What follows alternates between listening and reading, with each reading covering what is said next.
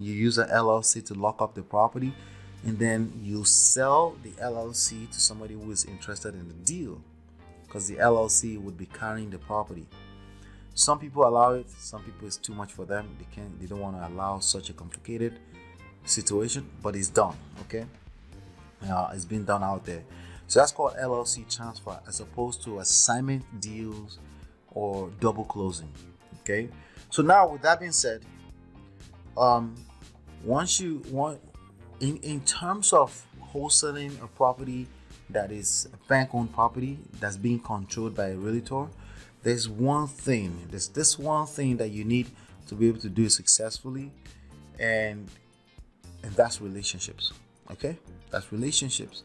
Without relationships, this is extremely hard to do. Why? Because you have to explain yourself, you have to explain what you're up to, you have to explain what is it that you're doing, and that's not.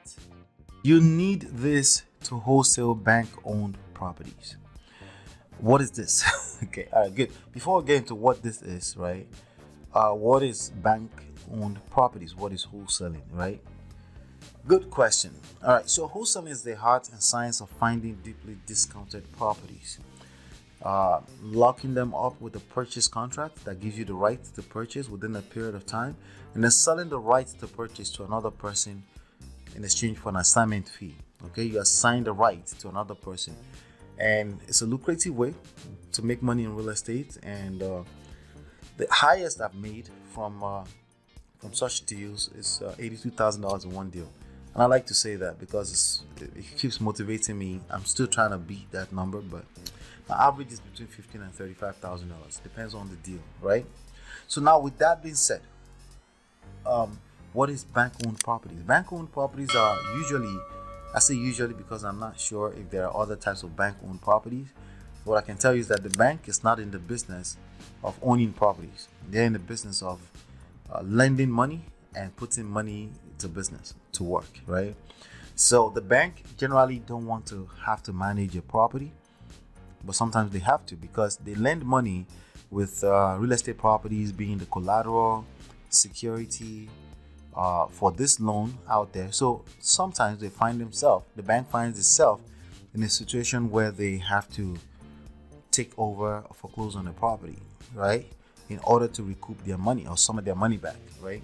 So that's basically so when they do foreclose on that property, that the property usually is not sold at the auction, right? Because what they owe on it is typically more than what the property is actually worth. So the bank has to take over the property, bring it back onto books, and then hire realtors, real estate agents, to do a proper BPO, a broker's price opinion, to find out what the property is actually worth. And then when they take that property over without it being auctioned at the auction, that they take it over using what they call a sheriff deed. Okay, it's a deed that the bank takes to represent their own ownership in the property, but the bank ultimately don't want that property to be on their asset books. They want to get rid of it, right? And that's when it becomes bank-owned properties, or what some people call real estate owned by the bank, REO. It's the same thing, bank-owned properties. Okay. So now, when they do a BPO and they find out what the property is actually worth, they list it with an agent for sale. And usually these are properties that will need lots of work, may have unwanted tenants or tenants that need to be out of there. And the idea is to sell it as is, so no guarantees. There is no, hey, we did an inspection and we want to go through the property. There's none of that. You could do an inspection if you want, but they're not going to entertain your conversation because they want to sell it at a discount already. You can always negotiate, of course, right? But the idea is to get rid of the property in as-is condition without any obligation from the bank as to if it needs to work or there's structural damage or anything like that. Okay, so now when it comes to wholesaling bank-owned property, wholesaling you'll be dealing directly with the homeowner, maybe in pre-foreclosure but not already foreclosed on. There's a difference between a property that's been foreclosed on and a property in pre-foreclosure. Pre-foreclosure is everything that happened between when they defaulted on the mortgage loan and up to the point where the bank took over the property. Up to just before that. Once the bank takes over the property, the bank owns the property. You cannot talk to the homeowner about selling the property anymore because they don't own it, right? But once the bank take over, the bank now owns the property. That's why it's called bank owned. So the idea is now that you have to get the bank or the agent to agree that you should lock it up under a contract and then take the right to purchase the property and take it and sell it to somebody else. Now, you can use LLC transfers to do that, meaning you use an LLC to lock up the property and then you sell the LLC to somebody who is interested in the deal because the LLC would be carrying the property. Some people allow it, some people it's too much for them. They don't want to allow such a complicated situation, but it's done, okay?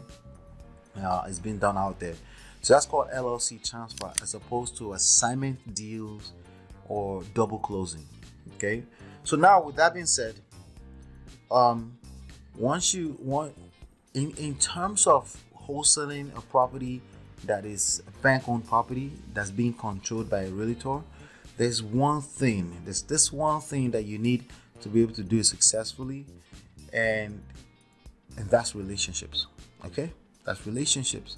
Without relationships, this is extremely hard to do. Why? Because you have to explain yourself, you have to explain what you're up to, you have to explain what is it that you're doing, and that's not, if you find yourself, when it comes to wholesaling, if you find yourself having to explain to a real estate agent what you're up to already, even with a regular typical wholesaling, right? Imagine when you have to deal with a bank-owned property where there may be some restrictions. What do I mean by restrictions? The bank may have stipulated that, hey, you can't flip this house for 60 days or for 180 days. That's called deed restrictions, right? You may have things like that. And if you have things like that, you may still be able to do LLC transfer, but it's just additional layers and layers and layers of legal headache that you have to go through that I feel like for the most part is not worth it. Okay, if you're going to spend that kind of energy, you might as well spend money on marketing directly to the homeowners that still own the properties and deal with them, and then assign and keep it simple as assignment, or at least at most double closing.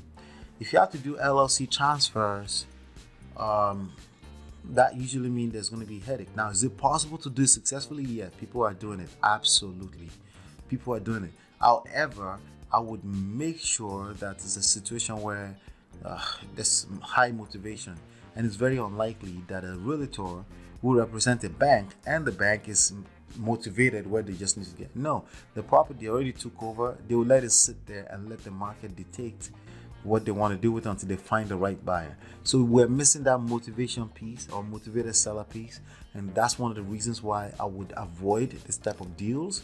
And if you're going to do it successfully at all, you need this one thing, and that's relationships with the realtor who is representing the bank precisely.